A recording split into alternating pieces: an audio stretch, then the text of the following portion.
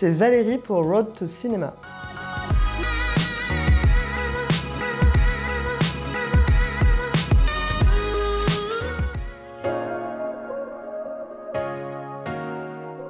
Alors j'adorais les animaux enfants parce que j'ai grandi, je suis née avec un chat avec moi, et puis après j'ai eu des hamsters, chats, tortues, lapins, chiens, mais j'étais surtout attirée par le cinéma, et le premier film qui m'a donné envie de faire du cinéma, c'est La Belle et la Bête. D'ailleurs le chat ressemble un peu à la bête, et du coup j'adorais le cinéma et je voulais être réalisatrice, donc je réalise parfois des petits projets, etc. Mais mon chemin a fait que j'ai travaillé en production télé, pour les enfants. Et ensuite, j'ai travaillé dans la post-production et je m'ennuyais énormément parce que j'étais dans un bureau et j'ai pensé à la cascade équestre. Mais comme j'avais eu un accident, je pouvais pas vraiment faire ça. Donc j'ai pensé aux animaux et le cinéma. Et je pensais que c'était quelque chose, un domaine qu'on ne pouvait pas pénétrer comme ça, que c'était quelque chose de père en fils. Et j'en ai parlé à un collègue qui m'a dit « mais si, ils prennent des stagiaires, appellent ». Donc j'ai appelé 3 personnes et la 3e personne m'a dit « eh bien, il n'y a pas de problème, je vais vous engager ». Après une discussion téléphonique assez longue, et du coup il m'a engagée. Et j'ai pas été stagiaire, j'étais assistante de production. Il m'a dit « vous dressez les animaux ?» Je fais « non ». Mais il me dit bah, « je vous apprendrai sur le tas ». Et du coup j'ai commencé comme ça. Avec des cafards à Marseille, et puis le lendemain avec des mouches, et puis après avec des rats, et puis après avec un singe. Mais voilà, c'est un peu là que tout a commencé, mon métier. Je reçois un appel, ensuite je reçois un scénario que je lis, je dépouille toutes les séquences où il y a les animaux. J'isole les actions de l'animal. Ensuite, il y a une discussion avec la production et aussi le réalisateur. Et après, j'entame un casting de l'animal pour savoir quel est le bon chien, par exemple. On va prendre le chien parce que c'est classique. Et ensuite, je commence à travailler le chien en fonction des actions du film. Donc, je lui apprends les actions du film. Donc, j'ai pas des chiens qui savent tout faire comme les chiens de cirque, mais c'est des chiens qui sont assez intelligents, ouverts, sociables, à qui j'apprends un peu les scènes, comme un coach un peu. Il y a un film en particulier qui a été est très stimulant et incroyable dans la manière dont ça s'est déroulé. C'est le film Apnée de Jean-Christophe Maurice, où il y avait une autruche, un cheval et un chien et une mygale. Le chien n'est pas dans le film parce qu'il a été coupé au montage, ça peut arriver, mais le cheval est déjà un cheval qui devait monter les escaliers d'un château, c'est pas évident. Ensuite, il y avait une mygale qui montait sur une croix, ça c'est aussi un autre... Mais le plus étonnant, c'était l'autruche. C'était pas un film avec un gros budget, donc il n'y avait pas les moyens de faire un casting d'autruche en Ile-de-France qu'on puisse amener en Corse, parce que le film se déroulait en Corse. Et donc du coup, le directeur de production a trouvé un camping 5 étoiles où il y avait un parc animalier, où il y avait des biches, il y avait des zébus et des autruches. Et en fait, je suis allée 3 jours et demi avant le début du tournage sur place. Et quand je suis arrivée dans le parc, il y avait 5 autruches et il y en a qu'une qui est restée, les autres sont partis en courant. Et je sais pas pourquoi, cette autruche m'a toujours suivie où que j'allais. Je sais pas, on est venus très proches. Et après, on a dû l'amener dans un supermarché où elle a fait un plan séquence de 30 minutes avec 3 caméras, avec des comédiens et un trajet précis qu'elle a fait parfaitement. Donc ça, c'est des moments magiques de cinéma où on avait tous les larmes aux yeux et on sait pas exactement ce qui s'est passé. Comment c'est possible puisque cette autruche qui n'était jamais sortie de cet enclos, qui est née là-bas, a fait tout ce que souhaitait le réalisateur dans son esprit. On pourrait parler de communication animale, mais il y avait beaucoup de bienveillance dans l'équipe. Ça aussi, ça joue beaucoup dans le travail. Évidemment, la nourriture, ça peut aider à amadouer l'animal ou à aller plus vite dans certaines actions, ou pour les stimuler. J'essaie de travailler sans, mais j'utilise aussi parce qu'effectivement, ça va plus vite. Et au cinéma, on n'a pas forcément le temps de prendre ce temps que moi j'aimerais avoir. J'utilise beaucoup les techniques intuitives. Selon l'animal, ça se passe d'une manière et selon un autre, ça se passe d'une autre manière. Même à travers la même espèce, par exemple, on prend 2 biches, il y en a une qui a un caractère, l'une qui en a un autre. Donc on va pas être de la même façon avec les deux. Et après, oui, il y a des techniques, évidemment, il y a des bases dans le dressage. C'est apprendre un animal à respecter les consignes pour un chien assis, couché, debout, voilà. Qu'il soit au moins obéissant, mais après, c'est beaucoup le caractère de l'animal qui joue. Il faut pas qu'il soit craintif, il y a pas mal de paramètres. Dans le caractère, c'est un peu comme les gens.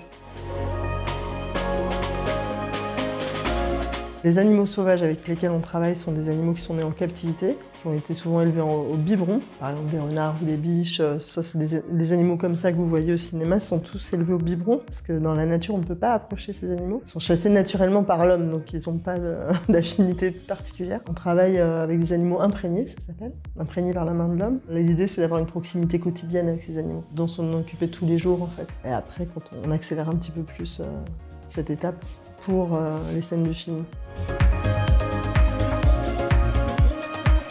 Alors les gens se mélangent pas, mais par contre l'idée c'est qu'avec le comédien il y a une fusion. Et donc ce qu'on essaie de faire c'est de présenter les comédiens aux animaux avant. Ensuite après moi je fais la coordination sur le plateau, je fais le lien entre l'équipe mise en scène et l'animal et mon équipe animalière. L'équipe technique, c'est bien qu'elle se mélange pas avec l'animal. Parce qu'après l'animal confond qui est qui, quoi, comment. Surtout les chiens. Par exemple aux États-Unis, les chiens, on n'a pas le droit de les toucher sur un plateau, jamais. Le chien de travail, jamais on le touchera. Et ça marche très très bien comme ça. Et moi j'ai appliqué cette technique. Une rigueur qui est importante finalement, parce que moi je me souviens de mon premier film, mon chien allait voir tout le monde, c'était super et tout. Mais... donc c'était marrant parce qu'elle écoute super bien, mais on peut tomber sur un chien qui après tout d'un coup va te trouver que c'est ok en pleine prise d'aller voir le caméraman.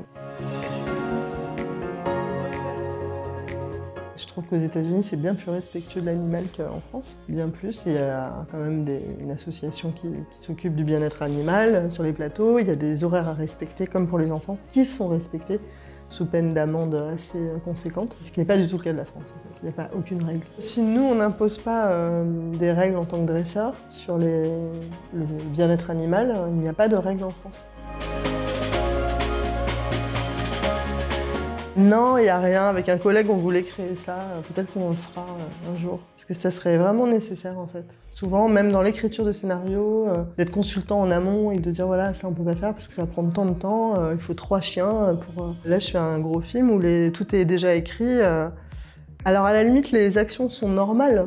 Donc, c'est pas le problème de l'action, c'est le problème du plan de travail. Le plan de travail est fait en dépit, n'est pas fait pour l'animal. Mais ça, c'est parce qu'il n'y a pas de consultation en amont.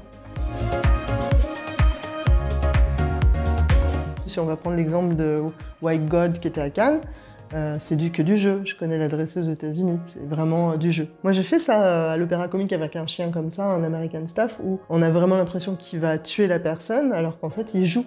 Il joue avec elle, mais c'est la façon dont c'est monté, dont c'est perçu. En tant que dresseur, on prend un animal qui n'est pas un chien d'attaque, déjà. Parce qu'on peut le faire avec un chien d'attaque, mais c'est plus délicat. Donc on prend un chien qui n'est pas un chien d'attaque, mais qui adore jouer en mordant, par exemple, en mordant des balles. Et on va placer la balle sous la manchette. Il sait que la balle, elle est en dessous. Il va mordre la manchette. À l'écran, avec le costume, on voit pas. Et on a l'impression d'une réelle attaque. Les animaux tués au cinéma, il y a beaucoup d'effets spéciaux aussi. On utilise beaucoup les effets spéciaux. Et là, par exemple, je suis en contact avec un copain qui est spécialisé là-dedans. Fabrication d'animaux qu'on va utiliser, qui sont souples et qu'on va vraiment penser qu'ils sont morts. J'ai eu l'occasion de travailler avec une panthère noire, donc ça c'était magique. Elle était super, elle aimait pas une personne. Il faut savoir aussi quelque chose sur les animaux, notamment les félins et les loups. Quand ils n'aiment pas quelqu'un ou ils ne sentent pas quelqu'un sur un plateau, en général déjà c'est pas une bonne personne, on peut ne pas pouvoir tourner si la personne est là. Donc là par exemple la panthère elle détestait quelqu'un sur ce plateau et dès qu'il passait à côté elle crachait, c'était vraiment impressionnant. Et je lui ai dit à la fin, je lui ai dit tu ne peux plus passer par là en fait. L'instinct animal sur les gens, moi ça me fascine. Parce qu'en général c'est toujours juste. Là, pour le coup, c'est toujours des expériences. Ça, c'était une chienne très sensible. Et en fait, il aurait fallu une chienne moins sensible pour ce comédien. Mais comme il s'était rencontré qu'une fois très rapidement avant le projet, si on avait eu plusieurs répétitions en amont, justement, et ben, on aurait pu dire, bah non, là, le chien, il faut changer de chien. Mais c'est comme ça fait partie des expériences. Plus on travaille en prépa, plus on a de chances de réussir un projet. Après, il y a des projets spontanés qui se passent magnifiquement bien. Une fois, j'ai fait une publicité avec des chats et des chiens que je connaissais pas, que j'ai connus le matin même, et c'était magnifique. Donc ça peut arriver aussi. Mais voilà, on peut pas dire à chaque fois ça va être comme ça. Bah là, c'est une année, voire 1 an et demi avant. Hein. Il faut faire naître des animaux exprès pour le film. C'est une vraie coordination et c'est plein de dresseurs qui sont impliqués. C'est une dresseuse coordinatrice, en l'occurrence pour Belle et Sébastien, et qui coordonne avec plein d'autres dresseurs. Dresseur de rapaces, dresseur du chien, c'est le Canadien qui est dresseur de loup du film de Jean-Jacques Hano, Le Dernier Loup. Là, c'est un peu à l'américaine, pour le coup. On appelle les gens avant, il y a une vraie consultation. Ce qui, voilà, pour moi, devrait être comme ça à chaque fois quand l'animal a plus qu'une journée. Il commence à avoir 8 jours de tournage, 7-8 jours, c'est déjà important. Mais moi, j'ai pas eu de mauvaise expérience, jamais. Mais ça peut l'être, hein, c'est comme tout. Ça peut être dangereux, hein, une erreur, trop de speed, justement, sur un plateau. Mais même avec un chat, ça peut arriver. Faut pas sous-estimer les chats. Là, je suis en train de travailler avec mon chat sur un film. Il est très tendu parce qu'il a eu un petit accident le premier jour. Et du coup, tout le travail, là, maintenant, c'est de le détendre. Donc on apprend toujours, c'est ça qui est fascinant. Moi, je pourrais me dire, oui, si on fait ça, ça va être comme ça. Et puis si on fait... Mais non, en fait, on a fait comme ça et ça n'a pas marché. Même avec mon chat que je connais par cœur. Donc on apprend et l'idée, c'est de se remettre en question, de voir qu'est-ce qu'on aurait pu faire de mieux, qu'est-ce qu'on aurait pu anticiper plus. Tout un travail, et quand on est une femme, c'est moins facile aussi. C'est vrai que... Mais en tant que dresseuse femme, c'est un peu moins facile qu'un dresseur homme. C'est quand même un métier masculin à la base. Alors je lui dirais d'aller faire un stage chez un dresseur qui a plein d'animaux, comme ça existe encore aujourd'hui. Je lui dirais qu'il faut être très attentif, anticiper toutes les situations, réactif, être très attentif aux animaux et à leur écoute. C'est-à-dire que les animaux, si on les observe, on sait très bien quand ils vont bien ou pas bien. Et tout le monde ne peut pas faire ce métier. Parce qu'il faut justement être réactif, anticiper, avoir beaucoup d'empathie, en même temps avoir du sang-froid. Et je dirais que ce métier, il n'est pas fait pour beaucoup de gens en fait. C'est un métier de passion en fait, voilà, de passion et de... Il faut une certaine rigueur aussi, et de l'instinct, voilà. Je dirais que c'est l'instinct qui est le plus important. Je remarque moi, en tout cas les gens qui sont doués pour ce métier sont des gens extrêmement sensibles et empathiques. Je pense que voilà, ça fait un bon dresseur, mais le dresseur, encore le mot, il est pas juste en fait, parce que dresseur, c'est dresser quelqu'un. Moi, mon métier, je le vois pas comme ça, et je trouve qu'aux États-Unis, c'est mieux, ils disent animal trainer, animal handler. Coach animalier, c'est pas bon non plus, parce que c'est pas... Genre, je suis pas en train de parler chien. Alors, on va faire ça comme ça. J'ai envie de le faire toute ma vie, mais parfois j'ai envie juste de réaliser mes projets avec des animaux à ma façon. Ça serait l'idéal. Et de faire du documentaire, beaucoup de documentaires sur la communication animale, moi c'est ça qui m'intéresse. Toute la connexion qu'on a avec les animaux, qu'est-ce qu'ils nous apportent, et leur intelligence et sensibilité qui est vraiment sous-estimée. Hein. Même aujourd'hui, même si on en parle plus, qu'il y a beaucoup d'évolution. Là par exemple, on ne pourrait pas plus faire d'élevage en batterie si on comprenait à quel point les animaux sont sensibles. Et il y a une phrase de Léonard de Vinci qui dit, pourtant ça fait longtemps, il disait un jour viendra des hommes tels que vous et moi qui verront le meurtre d'un animal comme le meurtre de leur semblable. Mais on n'est pas encore là. Donc voilà, mais ça serait bien qu'il y ait une espèce de conscience que c'est pas justement un accessoire. Moi quand je travaille, évidemment, je donne, il me donne beaucoup aussi. On peut. On en a un, et parfois il y en a qui ont un énorme ego en travaillant avec les animaux, justement. En vrai, il faudrait pas. Il faudrait avoir un minimum d'ego, parce que c'est pas du tout ça qui est en jeu, en fait. C'est intéressant, par exemple, de travailler avec des gens assez connus qui ont un ego assez important. Du coup, vous êtes obligé de ravaler votre ego et se dire que c'est quoi la priorité, en fait. C'est que ça se passe bien avec l'animal, que l'animal se sente bien, etc.